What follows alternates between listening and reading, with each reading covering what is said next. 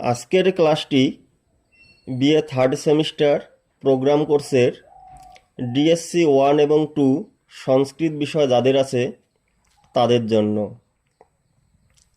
আজকে আমি সংস্কৃত সাহিত্যের ইতিহাস থেকে রামায়ণ সম্পর্কে আলোচনা করব। রামায়ণ থেকে আজকে আমি তোমাদের প্রাথমিক ধারণা দেব এবং সেই সঙ্গে ভারতীয় সমাজ এবং সাহিত্যে রামায়ণের অবদান সম্পর্কে আলোচনা করব। ভারতীয় সাহিত্যের ঐতিহ্যের অনুসরণে বাল্মীকি আদিকবি আর রামায়ণ আদিকাব্য। রামায়ণের বেশ কয়েকটি নামান্তরও বর্তমান, যথা রামচরিত, সীতাচরিত, রঘুবংশচরিত, রঘুবীরচরিত, পৌলস্তবৎ ইত্যাদি। রামায়ণকে কেউ কেউ রামায়ণ সংহিতা বা চতুর্বিংশ সাহস্রী সংহিতা নামেও অভিহিত করে থাকেন। চতুর্বিংশতি সাহস্রী সংহিতা বলার কারণ হয়তো রামায়ণ মোটামুটি 24,000 শ্লোকে রচিত বলেই। মহাকবি কালিদাস রঘুবংশ মহাকাব্যে রামায়ণকে কবি প্রথম পদ্ধতি বলে উল্লেখ করেছেন। মহাভারতের শান্তি পর্বে রামায়ণের উপাখ্যান বিদ্যমান। সেখানে রামোপাখ্যান ভার্গব গীত নামেও পরিচিত। এই সমস্ত বিভিন্ন আখ্যা রামায়ণে থাকলেও রামায়ণ রামায়ণ নামেই প্রচলিত ও প্রসিদ্ধ। ব্রহ্মার নির্দেশেই বাল্মীকি নাকি রামের কথা অবলম্বন করে রামায়ণ রচনা করেছিলেন, এমন একটি কিংবদন্তি ভারতবর্ষে প্রচারিত এবং প্রচলিত। রামের অয়নই রামায়ণ। অয়ন শব্দের বেশ কয়েকটি অর্থ বর্তমান। তাদের মধ্যে গতি বা গমন, পথ, সাধনমার্গ রূপ অর্থে রামায়ণে অয়ন শব্দটি ব্যবহৃত হয়েছে বলে মনে হয়। সুতরাং রামায়ণ শব্দের অর্থ রামের গমন বা রামের পথ বা রাম কর্তৃক অবলম্বিত নীতি। সংক্ষেপে বলা যায় রামচরিত অর্থাৎ রামের আচরণই হল রামায়ণ। এখন আমাদের রামায়ণের রচয়িতা বাল্মীকির পরিচয় জানা দরকার। সেটা সম্পর্কে এখন আমি আলোচনা করব। আদিকাব্য রামায়ণের আদিকবি বাল্মীকি। মহাভারতে, বিভিন্ন পুরাণে, বুদ্ধচরিতে, সৌন্দর্যনন্দে, রঘুবংশে বাল্মীকির সশ্রদ্ধ উল্লেখ আছে। কখনও তাকে ভৃগুবংশীয় ভার্গব বলা হয়েছে। যেমন মহাভারতের শান্তি পর্বে রামোপাখ্যান ভার্গব গীত নামে রয়েছে। কখনও বাল্মীকি প্রচেতা নামেও উল্লিখিত। কেউ কেউ অনুমান করেন বাল্মীকি হয়তো কোনো বংশের গোত্র নাম। বাল্মীকি চ্যবন ঋষির পুত্র বা শিষ্য ছিলেন। কৃত্তিবাসী রামায়ণে উক্ত হয়েছে, দস্যু রত্নাকর পাপ মোচনের জন্য রাম নাম জপ করতে করতে বল্মীকে অর্থাৎ উই পোকার ঢিবিতে দেহ আচ্ছন্ন হওয়ার ফলে বাল্মীকি নামে পরিচিত হয়েছিলেন। এ আখ্যানটি রামায়ণে পরবর্তীকালে সংযোজিত হয়েছে বলে কোনো কোনো পণ্ডিত অনুমান করেন। একদিন মহর্ষি বাল্মীকি তার অসংখ্য শিষ্যসহ তমসা নদীর তীরবর্তী স্থানে ভ্রমণ করছিলেন। এমন সময় তার চোখে পড়ল একটি মর্মান্তিক দৃশ্য। নর ও নারী দুই ক্রৌঞ্চ মিথুন যখন তাদের দেহ মিলনের সুখে আচ্ছন্ন ছিল, সেই সময় পুরুষ ক্রৌঞ্চটিকে এক ব্যাত তীরবিদ্ধ করল। তখন নারী ক্রৌঞ্চটি তার স্বরে করুণ বিলাপ করতে লাগল। সেই হৃদয়বিদারী সুর গভীরভাবে বাল্মীকির অন্তর স্পর্শ করে এবং তার মুখে প্রথম ছন্দবদ্ধ শ্লোক উৎসারিত হয়ে ওঠে। এই শ্লোকটি হল, মা নিষাদ প্রতিষ্ঠাং তমগম শাশ্বতী সমা যৎ ক্রৌঞ্চ মিথুনা দেকম অবধি কামমোহিতম। এই ঘটনার পর দেবর্ষি নারদের কাছে বাল্মীকি রামায়ণ রচনা করবার নির্দেশ লাভ করেছিলেন। এখন আমাদের জানা দরকার যে রামায়ণ মহাকাব্যে কয়টি কাণ্ড আছে ও কি কি। রামায়ণে মোট 7টি কাণ্ড আছে। এগুলি হলো আদিকাণ্ড বা বালকাণ্ড, অযোধ্যাকাণ্ড, অরণ্যকাণ্ড, কিষ্কিন্ধাকাণ্ড, সুন্দরকাণ্ড, যুদ্ধকাণ্ড বা লঙ্কাকাণ্ড এবং উত্তরকাণ্ড। এই 7টি কাণ্ড রামায়ণে আছে।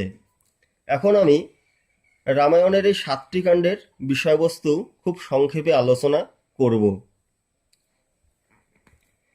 প্রথমে আলোচনা করি আদিকাণ্ড বা বালকাণ্ড। এখানে রামায়ণের সূচনা থেকে শুরু করে রাম লক্ষ্মণের বিবাহ এবং পুত্র ও পুত্রবধূদের নিয়ে দশরথের মিথিলা থেকে অযোধ্যায় প্রত্যাবর্তন পর্যন্ত কাহিনী বর্ণিত হয়েছে। এবার আলোচনায় আসি অযোধ্যাকাণ্ড। এখানে কইকেয়ীর বর প্রার্থনা থেকে শুরু করে রামচন্দ্রের 14 বছরের জন্য বনবাস এবং ভরতের রাজ্য পরিচালনা বর্ণিত হয়েছে। এবার অরণ্যকাণ্ড। এখানে রাবণ কর্তৃক সীতাহরণ হলো এই কাণ্ডের মূল বিষয়বস্তু। এবার আলোচনায় আসি কিষ্কিন্ধাকাণ্ড সম্পর্কে। এখানে বর্ণিত হয়েছে বর্ষাকালের বর্ণনা থেকে শুরু করে সীতা অন্বেষণে হনুমানের যাত্রা। এবার সুন্দরকাণ্ড।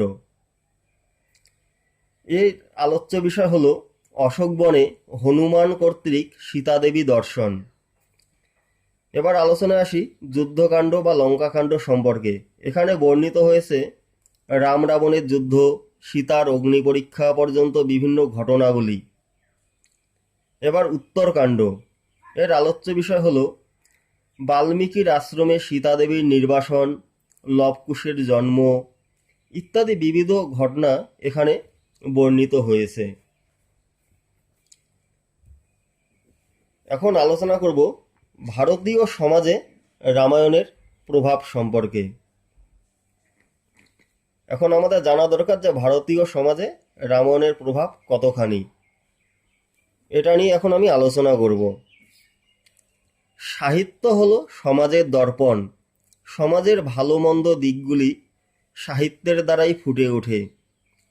বাল্মীকি বিরচিত রামায়ণ হলো ভারতীয় সমাজ ও সংস্কৃতির ধারক ও বাহক। হিন্দুদের আদর্শ পরাকাষ্ঠা হলো রামায়ণ। ধনীর প্রাসাদ থেকে দরিদ্রের পর্ণকুটির পর্যন্ত আজও রামায়ণ সাদরে তথা পরম শ্রদ্ধায় সমাদৃত। বিশাল এই মহাকাব্যটি যুগ যুগ ধরে ভারতবর্ষের সমাজ, সাহিত্য ও ধর্মে প্রভাব বিস্তার করে আসছে তা বলার অপেক্ষা রাখে না। বাল্মীকি এমন একজন মানুষকে তার রচনার নায়ক হিসেবে চিহ্নিত করেছিলেন, যিনি মানুষ হয়েও মানুষের কাছে দেবতা রূপে পূজিত। উত্তর ভারতের মানুষজনের প্রীতি সম্ভাষণ হল রাম রাম। আদর্শ রাজ্যকে তুলনা করা হয় রামরাজ্যের সঙ্গে। শুধুমাত্র নায়কই নয়, নায়িকা সীতাদেবীও ভারতীয় সমাজে আদর্শ নারী রূপে পূজিত। বস্তুত ভারতীয় সমাজ জীবনে, রাষ্ট্রজীবনে, ধর্মজীবনে রামায়ণের প্রভাব অতুলনীয়। মানব জীবনের আদর্শ কি হওয়া উচিত তা মহাকবি বাল্মীকি সুললিত ভাষায় তুলে ধরেছেন। যেমন ধর্ম সম্বন্ধে বাল্মীকি বলেছেন, ধর্মাদর্থ প্রভবতি ধর্মাৎ প্রভবতে সুখম ধর্মেণ লভতে সর্বং ধর্মসারমিদং জগৎ। অর্থাৎ ধর্মই হলো জীবনের সার, ধর্মই হলো সুখের সাধন। এছাড়াও সুন্দর ও সার্থক জীবন গদ্যে তিনি বলেছেন, সত্যঞ্চ ধর্মঞ্চ পরাক্রমঞ্চ ভূতানুকম্পাং প্রিয়বাদিতাঞ্চ দ্বিজাতি দেবাতিথি পূজাঞ্চ পন্থানমাহু ত্রিদিবস্য মার্গ। শুধুমাত্র মোক্ষ সাধন বা সার্থক জীবন লাভেই নয়, নারী জাতির আদর্শ বিষয়েও বাল্মীকি সদা তৎপর। রামায়ণের বহু অংশে নারী জাতির আদর্শ কেমন হওয়া উচিত তা ছড়িয়ে ছিটিয়ে রয়েছে। যেমন ভরত জননী কৈকেয়ীর আচরণে ক্ষুব্ধ দশরথের মুখে নারী জাতির প্রতি অসন্তুষ্ট প্রকাশ পেলেও তিনি যে কেবলমাত্র কৈকেয়ীর প্রতি এই মন্তব্যটি করেছেন তা প্রকাশ করেন।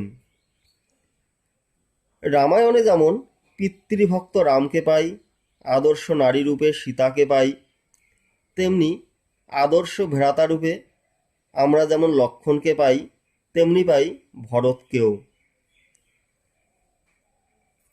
এছাড়াও বাল্মীকি রামায়ণে যৌথ পরিবারের যে প্রীতি মধুর চিত্রকে তুলে ধরেছেন তা প্রতিটি ভারতবাসীর সর্বদা অনুকরণীয়। রামায়ণে প্রতিফলিত যৌথ পারিবারিক চিত্র আজও গৃহধর্মকে পবিত্র ও সৌন্দর্যমণ্ডিত করে। এই পর্যন্তই হলো ভারতীয় সমাজে রামায়ণের অবদান। এবার আলোচনায় আসি ধর্মীয় জীবনে রামায়ণের প্রভাব বা অবদান সম্পর্কে। ভারতীয় ধর্মজীবনেও রামায়ণের অসীম প্রভাব পরিলক্ষিত হয়। পরম শ্রদ্ধার সঙ্গে আজও ভারতবর্ষের প্রতিটি নরনারী রাম সীতার পবিত্র নাম জপ করেন। শ্রাদ্ধানুষ্ঠানে বা বিবিধ বারবরতে ধর্মগ্রন্থরূপে রামায়ণের পাঠ করা হয়। দেবালয়ে বা বিবিধ মন্দির প্রাঙ্গণে রামায়ণ কথা বা রামায়ণ পাঠ পবিত্র বলেই পরিগণিত হয়। উত্তর ভারতের প্রতিটি মন্দিরে আরাধ্য দেবতারূপে আজও রামচন্দ্রের পূজা করা হয়। প্রীতি সম্ভাষণ রূপে উচ্চারণ করা হয় রাম রাম। তবে কেবলমাত্র রামচন্দ্রই নয়, রামচন্দ্রের প্রতি অটল প্রভুভক্তির জন্য হনুমানও মন্দিরে মন্দিরে পূজিত হয়। অনেক বাড়িতে পাঠ করা হয় হনুমান চল্লিশা। এবার আলোচনায় আসি যে ভারতীয় সাহিত্যে রামায়ণের প্রভাব সম্পর্কে। বাল্মীকি বিরচিত রামায়ণে যেমন সমাজের কথা ফুটে উঠেছে, তেমনি প্রস্ফুটিত হয়েছে সাহিত্যের রূপরেখায়। রামায়ণ রচনার পূর্ব হতেই প্রাচীন গাথা ও আখ্যান রূপে রামায়ণ মুখে মুখে প্রচলিত ছিল। বাল্মীকিই প্রথম তার কাব্যে সমসাময়িক রামকাহিনীর একটি সুসংহত পূর্ণাঙ্গ সাহিত্যিক রূপদান করেন। বাল্মীকি রচিত এই রামকথাকে অবলম্বন করে পরবর্তীকালে বিবিধ সাহিত্যে বহু নাটক, মহাকাব্য রচিত হয়। এখন আলোচনায় আসি যে মহাকাব্যে রামায়ণের প্রভাব বা অবদান কতখানি। সংস্কৃত সাহিত্যে রামায়ণের প্রভাব হচ্ছে অপরিসীম। মহাভারতের বন পর্বে যে রামোপাখ্যান বর্ণিত হয়েছে তার উৎস রামায়ণ। লৌকিক সাহিত্যের মধ্যে অশ্বঘোষের বুদ্ধচরিত বা মহাকবি কালিদাসের মেঘদূত প্রায় সর্বত্র রামায়ণের প্রভাব সুদর্শিত হয়। মহাকবি কালিদাসের বিখ্যাত মহাকাব্য রঘুবংশে রামায়ণের কাহিনীর সংক্ষিপ্ত রূপ লিপিবদ্ধ হয়েছে।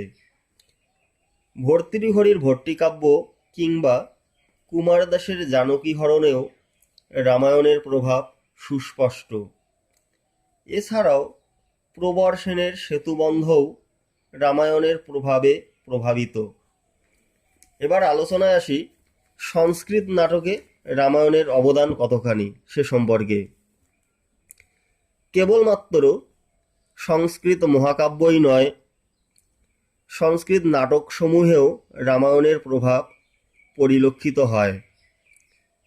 বিখ্যাত নাট্যকার ভাস বিরচিত প্রতিমা নাটক ও অভিষেক নাটক রামায়ণের কাহিনী অবলম্বনেই রচিত। ভবভূতির মহাবীর চরিত ও উত্তর রামচরিত এই নাটক দুটি রামচন্দ্রের প্রথম ও উত্তর জীবনের কাহিনী অবলম্বনে রচিত। এছাড়াও রাজশেখরের বালরামায়ণ, সন্ধ্যাকর নন্দীর রামচরিতম, জয়দেবের প্রসন্ন রাঘবম ইত্যাদি নাটকগুলিও রামকাহিনীর ভাবনায় ভাবিত। এবার আলোচনায় আসি যে চম্পু কাব্যে রামায়ণের প্রভাব কতখানি সে সম্পর্কে। চম্পু কাব্যেও রামায়ণের সুপ্রভাব দেখা যায়। ভোজের রামায়ণ চম্পুর বিষয়বস্তু রামায়ণ অবলম্বনে রচিত। তবে রামায়ণের প্রভাব শুধুমাত্র সংস্কৃত সাহিত্যের উপরই নয়, অন্যান্য যেমন বৌদ্ধ ও জৈন সাহিত্যের উপরেও এর প্রভাব সুবিস্তৃত। এবার আলোচনায় আসি যে জৈন সাহিত্যে রামায়ণের অবদান বা প্রভাব কতখানি সে সম্পর্কে। জৈন সাহিত্যে রামায়ণের প্রভাব দুটি ধারাতে দেখা যায়। প্রথমটি হল রামায়ণ বর্ণিত কাহিনী অনুসারে এবং দ্বিতীয়টি হল অধ্যাত্ম রামায়ণ বর্ণিত কাহিনী অনুসারে। বিমল সুরীর পৌমচরিত মূল রামায়ণ অনুসারে এবং গুণভদ্রের উত্তর পুরাণ অধ্যাত্ম রামায়ণ অনুসারে রচিত। এবার আলোচনা করব আমি বৌদ্ধ সাহিত্যে রামায়ণের অবদান সম্পর্কে। রামায়ণের সুবিস্তৃত প্রভাব বৌদ্ধ সাহিত্যেও লক্ষ্য করা যায়। পালি জাতকের জাতকর্থ বর্ণনা ও সূত্রপিটকের ক্ষুদ্র কণিকায় গ্রন্থে রামকথার সংক্ষিপ্ত রূপ বর্ণিত হয়েছে। তাছাড়াও কতকগুলি রামায়ণমূলক জাতক গ্রন্থও পাওয়া যায়, যেমন দশরথ কথানক, দশরথ জাতক, মহাদেব জাতক, মহাজন জাতক, শিবী জাতক ইত্যাদি। তবে ত্রিপিটকে রামায়ণের নামোল্লেখের অভাবে রামায়ণ ত্রিপিটকের পূর্বে রচিত হয়েছিল কিনা তা নিয়ে পণ্ডিতদের মধ্যে বিতর্ক রয়েছে। এবার আমি আলোচনা করব অর্বাচীনকালের সাহিত্যে রামায়ণের অবদান সম্পর্কে। রামায়ণকে কেন্দ্র করে পরবর্তীকালে অনেকগুলি রামায়ণ রচিত হয়েছিল, যেমন অদ্ভুত রামায়ণ, যোগবাশিষ্ঠ রামায়ণ, অধ্যাত্ম রামায়ণ, তত্ত্বসংগ্রহ রামায়ণ, মন্ত্র রামায়ণ ইত্যাদি। এছাড়াও বাংলা ভাষাতে রচিত কৃত্তিবাস ওঝার রামায়ণ পাঁচালী, পণ্ডিত ঈশ্বরচন্দ্রের লেখা সীতার বনবাস, মধুসূদন দত্তের লেখা মেঘনাদ বধ ইত্যাদি গ্রন্থগুলি বেশ উল্লেখযোগ্য। কবিগুরু রবীন্দ্রনাথ ঠাকুরও রামায়ণের সুমধুর সঙ্গীতে মুগ্ধ হয়ে বলেছিলেন, আজিও সে গীত মহা সঙ্গীতে বাজে মানবের কানে। অতএব দেখা যাচ্ছে যে প্রতিটি ভারতবাসীর কাছে রামায়ণ সর্বদা বরণীয় ও পূজনীয়। বলা হয়ে থাকে, যতদিন পাহাড় পর্বত থাকবে, যতদিন সমুদ্র থাকবে, ততদিন রামায়ণ কথা লোকের মুখে প্রচারিত হবে। যাবৎ স্থাস্যন্তি গিরয় সরিতস্য মহিতলে তাবৎ রামায়ণী কথা লোকেষু প্রচরিষ্যতি। ডিয়ার স্টুডেন্টস, আজকের আলোচনা এই পর্যন্তই।